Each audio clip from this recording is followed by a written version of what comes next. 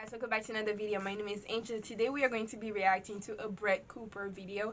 This is, I think it's called Late Night with Brett, and this is Brett reacts to liberals and conservative debating education. This is gonna be a long. We should start.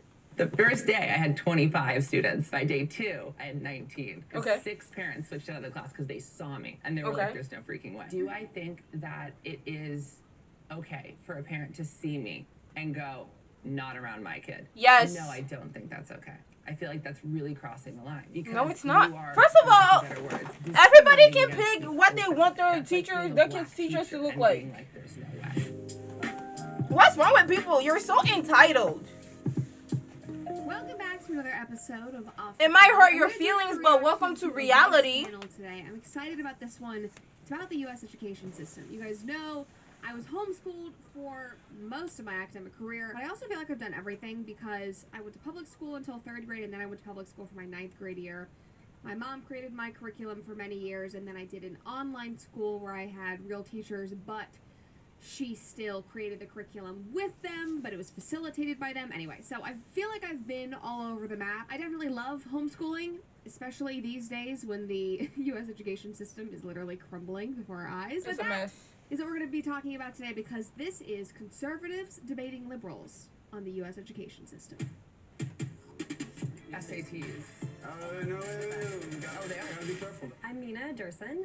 I'm a correspondent here at Vice News, and we're going to talk about education today. We tried to bring a very diverse mix of voices here. Obviously, we're not going to be able to represent every single opinion out there when it comes to education, but we are really thankful for your time and for your perspectives. I also have 2 kids in school, so have experienced some of this from the parent side as well. So let's just start really broadly. What's the purpose of education? I think the purpose of education is twofold. One, to help build and support the individual, but also help build and support society as a whole, because even though you may not have a kid in education, you pay taxes to public school. Because education is to educate. Depend on and need education for society to work. I think the purpose of education is to educate. Yes, thank you. I don't know why they were. She was going around in a circle. The original purpose of what it's supposed to be. It's interesting hearing somebody, so that woman was a former talking about support. Talk about the societal need, and I just instinctively bristled at that. My head immediately went to, oh, you want to educate people, based on your bias to create good people, based on your worldview that you think are going to make society better. And obviously we need to re-educate teachers who think like this, because that's not education. Is always the best option. Sometimes you have a great public school, but just because it is a public school does not mean that children are actually going to come out educated. I mean, look at the stats in California. It is depressing. It is actually very, very upsetting how far students are able to go when they literally cannot read, when they cannot do basic arithmetic. So it's just wild. And the fact that it reminds me of that whatever podcast TikTok. That girl said like 30 times, and I'm like, she's saying like, but she's not saying anything. Chosen to put them in a private school or homeschool them or do something else. What other vocabulary is it? Like, are you like what? Say something else. Put your kids in these public indoctrination camps, for lack of a better word. That is why, and I hope they talk about this in this video, school choice is the first step to fixing all of this. Giving parents a tax credit and saying, take this money and enroll your child in whatever institution you think is going to be the best fit for them and your family, rather than saying, no, we're going to take your money for this even if your kid isn't there, to make them dependent upon that institution. No, it's bullshit. Like, we need to have a little bit of competition in the education system. We need to have a little more free market action so that the public schools feel the hit when students unenroll. Because right now we see the dwindling, enrollment, but they're not really losing money because we're still paying for it. All right, anyway, sorry, that was my long-winded rant before we even get into it. But I care a lot about the subject. I think it should be intelligence and character. I think you should be able to understand the world around you and understand who you are and your purpose, and try to make the world a better place. I think that it has to be a mix of the skills, memorizing the formulas, you know, understanding the world around you, but then also what to do with it. And just to go off that, the idea that education, you have to balance the importance of memorizing the quadratic formula while simultaneously addressing social and political issues respectively, so children have both the know-how, general knowledge, and also kind of self-awareness and character, so they're able to develop their own opinions. Yeah, I think that the purpose of education is to understand the world that you exist in and use that understanding as a means for creating change or even understanding yourself on a deeper level. I believe everybody's trying to change shit. It can be that, and it should be that on a higher education scale. But when I think about, you know, elementary school, high school, you can't do nothing. I think that the priority should be teaching children how to interact in the world around them, and, you know, making change. And high school is its own environment in its own world. That's the bare minimum. That's when hilarious. They can explore all of that stuff when they get into their, you know, higher education years. That is when you start engaging with those kinds of things.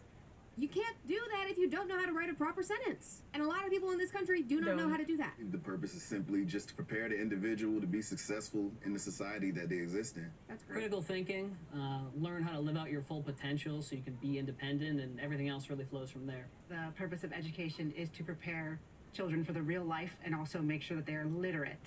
So I think the purpose is to raise the next generation of leaders. And when you think about what you want your leaders to be like, you want them to be knowledgeable, and you want them to be compassionate, you want them to be self-aware, you want them to understand the best way to move forward, not just for themselves personally, but for their whole community. What gender is that? Also, girl trying to be a boy. I'm not sure, but they do mention that they are transgender, or just part of the community at one point. But okay. I don't know. Public school. You guys want to know how I know that? The demeanor. Tax dollars. When we talk about, if you see all of the other guys, their shoulders are up. What's being taught? Parents.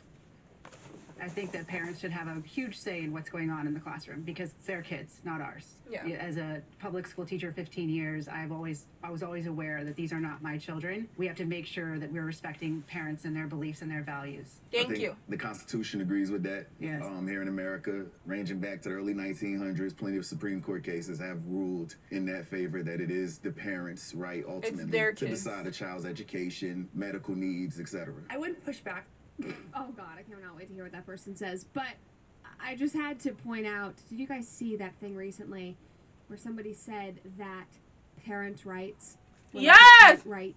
That lady was crazy. And the idea that parents having a say in what their children were learning and in the education system was an arm of fascism. Yes. They actually believe that. I saw that. They fight so hard to get parents out of classrooms. She is crazy. Don't know what your kids are being. Get the parents out of the classroom. You won't get any kids to teach. Your idea of it is not our job as educators to put forth a belief in front of children, right? That includes not perpetuating parents' beliefs in the classroom as well. In my opinion, that would be keeping a non-biased viewpoint, simply presenting issues, and then allowing kids to decide for themselves. I would agree that I think it needs to be a collaborative effort. The way that we decide curriculum in Texas is that work groups comprised of community members, educators, parents, even in some cases students and public service officials come together to draft curriculum plans, and then it's ultimately decided on by our State Board of Education, which has a lot of kind of assistance from parents as well. So I think that kind of format can be really effective because it also empowers students to become involved in the fate of their education. And as a student myself, I think that that's incredibly important because our perspectives need to be heard as well. I'm glad that that is set up that way. I hope that the parents' voices are actually heard because obviously we've seen videos where parents are shut down. If you actually want your children to have an arm in what they are learning and be super excited about it and help you build that curriculum, you can homeschool them. Then you get all the control. That is actually how you make sure that your children are very involved in deciding what they are interested in, what path they're following, if they have a specific subject they want to focus on this week.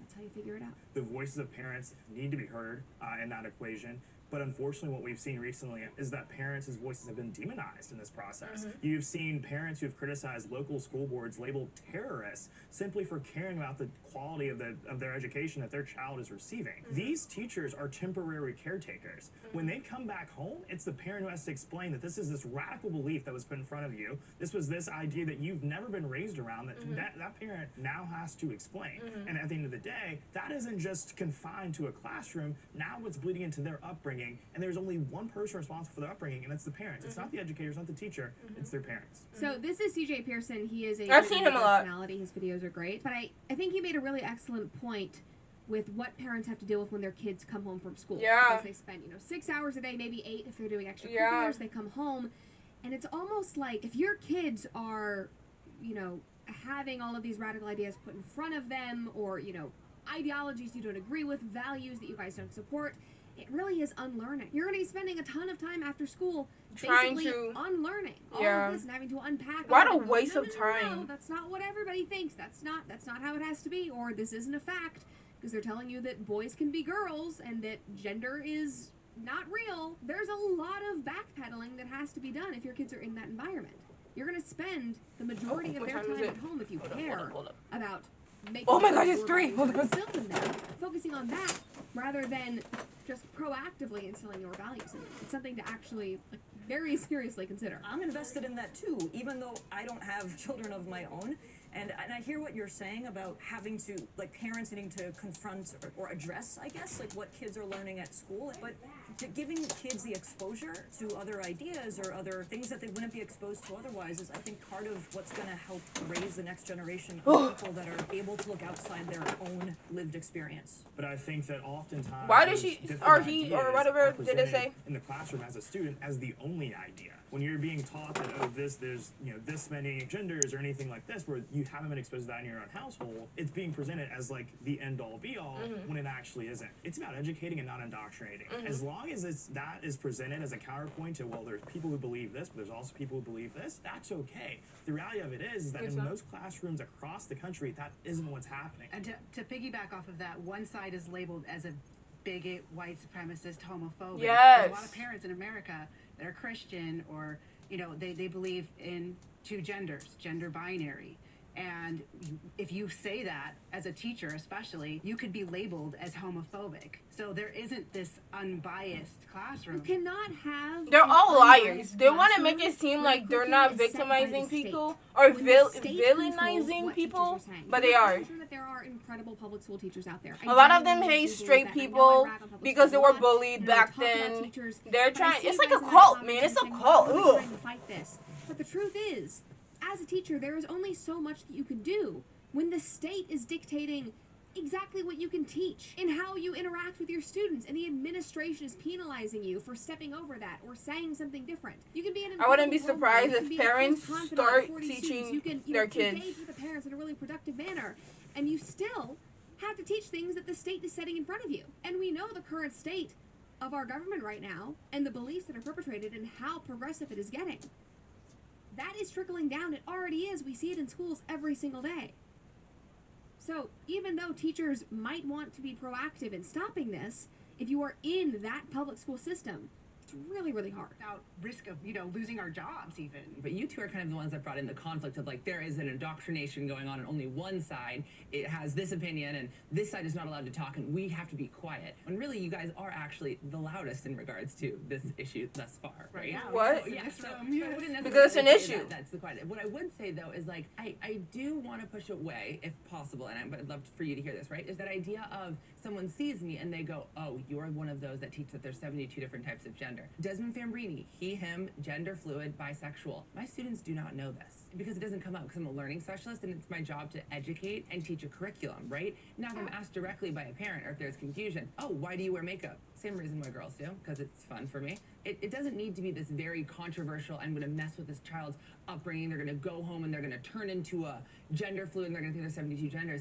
I think that's a question you say you should go ask your parents about how they feel about that. Well, so, okay. Teachers are supposed to teach reading, math, science, the things that are actually going to make them contributing members of society. Answering a child's questions about whether or not men or women should be wearing makeup or not is, I don't think, within that realm. Okay, so you said science, right? So we're talking about a physical science, we're talking about human anatomy and biology. No, we're not. A child says, I thought boys could not wear makeup. I have That's biology. And I'm wearing makeup. I could factually answer that without indoctrinating with any opinion. No. But it's in no way scientific, your answer to that question. Yeah. Is that not scientific? I would say maybe cultural, or it's a perception or an opinion. How are you a It's in no teacher? way scientific. Anyone else? I am a chatty person, so I'm going to take a pause and I'm going to let's see if anyone else has something to say. So Dear God. Okay. Well, now I do want to give that person credit for saying that, you know, teachers can just teach the curricula and not impose bias and values on kids, which I think is true, but also, like, dude. He's had some personal experiences and he's trying to put on everybody. They're definitely going to point and go, what's that? And then the kids are curious. Are we trying to act like kids aren't curious? Why are we putting them in schools? Oh, it doesn't matter.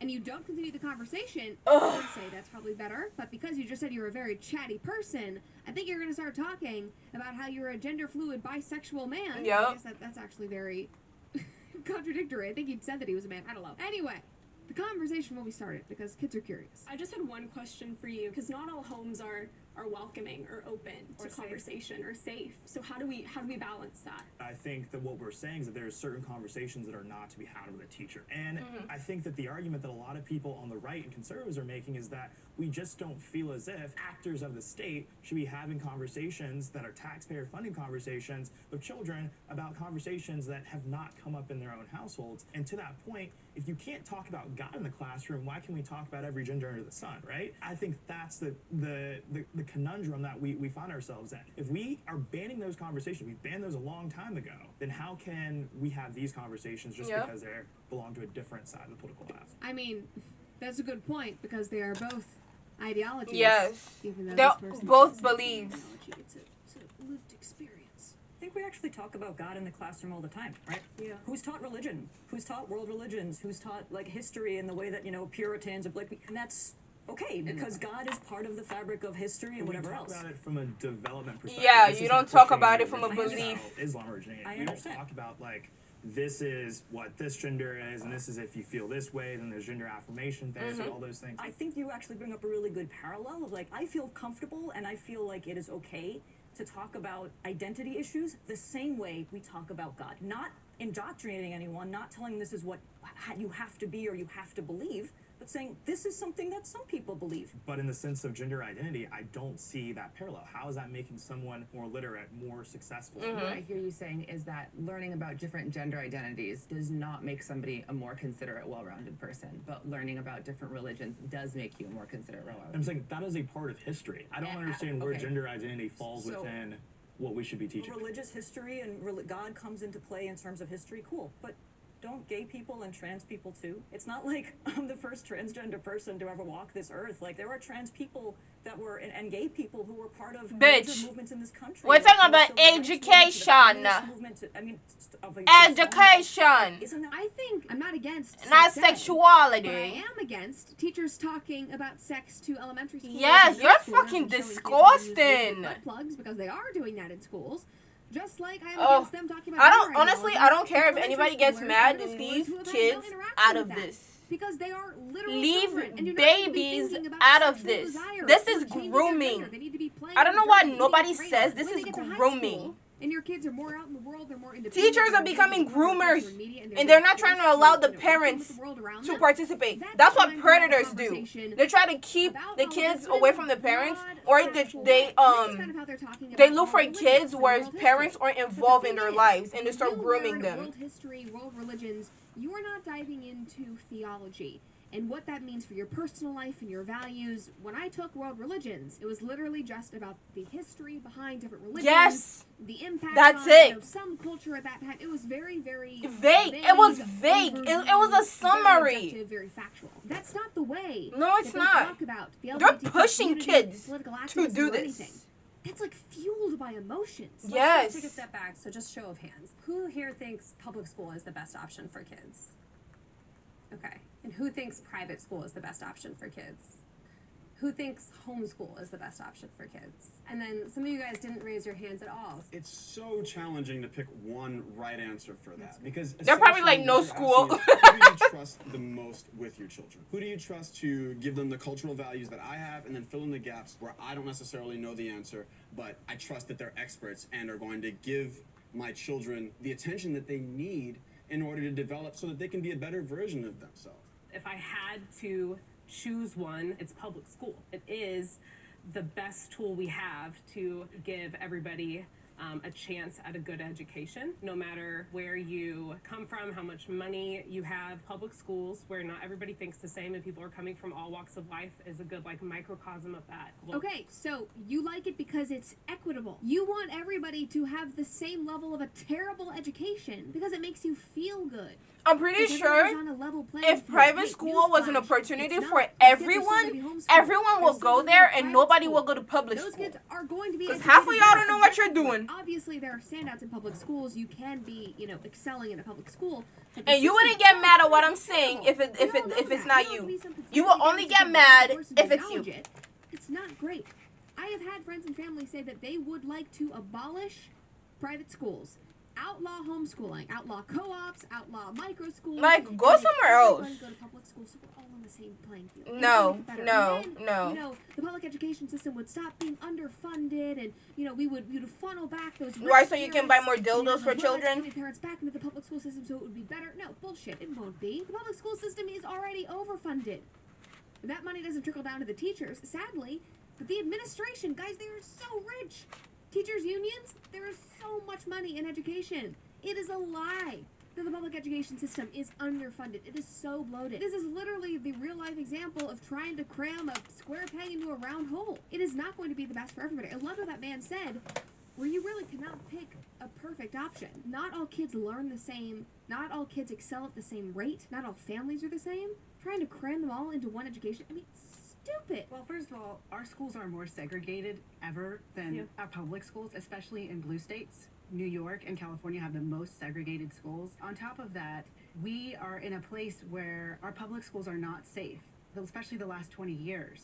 And I just don't see why sending our kids to these environments where it's unsafe. We also used to be, because I used to be on the left, we used to be against the institutionalization of our children. These kids are being institutionalized, having these places where there's 2,000, 3,000 kids. I'm okay with public school, but the problem with it is that it's become an environment where it's almost like the school to prison pipeline. We used to talk about that in the 90s. We're not talking about that anymore. And I think that's something that parents need to wake up about. And also, have you seen what public schools look like these days? Concrete, soulless, unhappy walls.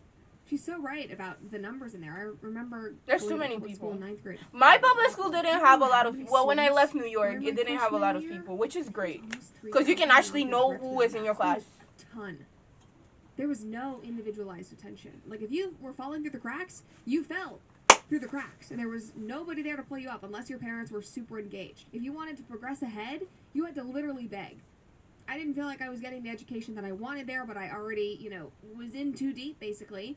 And I remember my mom and I had to go to my advisor and literally beg to do extra online classes. I was like, can I please just do something? I'm so bored. I don't really know. Like, do you really want to, advance that far ahead? You're a little young. You're only 9th grader. Like, please let me do They always something. do that. It's so weird. About the institutionalization of our children. I talk about the school to prison pipeline all day, every day. And I hear what you're saying, that it's terrible that there are parents who are sending their kids to schools that are not safe. However, what about the parents that don't have a choice? I'm thinking about the most marginalized community when I said public schools here, because I agree with you, the public schools have a lot of work to do to become the safe places where our kids are not in institutions where they're ignored or not given the services they need. And also, for the people that don't have a choice and that is the only option their kids have, I just believe that's worth fighting for. That's why I said absolutely. I'm a big advocate for school choice. Well, why don't we just show hands? Who believes in school choice? Can you just specify what do you mean by that? So that's where parents can apply the money that they pay to taxes. They get vouchers and they can put that into any school that they want. It's very popular in red states right now, and a lot of blue states are against it, especially teachers unions are against it because it's taking money away from the public schools and creating more of a competitive market. Right. That's why I wouldn't raise my hand. Yeah. Sometimes with school choice, it gets a little bit tricky, right? Right. My first class had He's so fake, guys. Wait, he is so fake. That face right there was so fake. Oh my gosh, those kinds of people are scary. Day 2 at 19, because 6 parents switched out of the class because they saw me, and they were like, there's no freaking way, before I even got a word in. As a parent. Okay, and what's the problem with that? You're upset that where's the education? This is personal. You have 19 students. He is, Oh, you can't be a teacher and be in your feelings. You're upset because parents didn't want that for their children? Oh, It's still their child. What's wrong with him? I would want to know, like, do you not think that that is okay or they're right to withdraw when they see you? Because ultimately, you're probably an excellent educator. I appreciate that. I have no doubt about that, but I think we get into muddy waters when we start trying to. He take that is away from what do you call I it? think that it is Obsessed with himself. Okay, for a parent to see me and go, not around my kid. No, I don't think that's okay. Why? I feel like that's really crossing the line because you are. That sounds like a personal problem. Against me openly. That sounds like a personal problem. Being like, there's no way. So they're not allowed to withdraw their children if it's about you? Now this guy's pissing me off. I mean, it was pissing me off at the beginning regardless. It's a personal problem. You are so self-involved. You're so offended. He's selfish. That you want to take away parental rights. It's not about you. Thank you. Yes, that's what I was trying. That's the word I was looking for. Are trusting with their children 6 hours a day. It literally could not be farther than about you. If you want to be in an industry where it is all about you, go into entertainment. Yes. Be a little vain and selfish. Yes. He's obsessed with himself.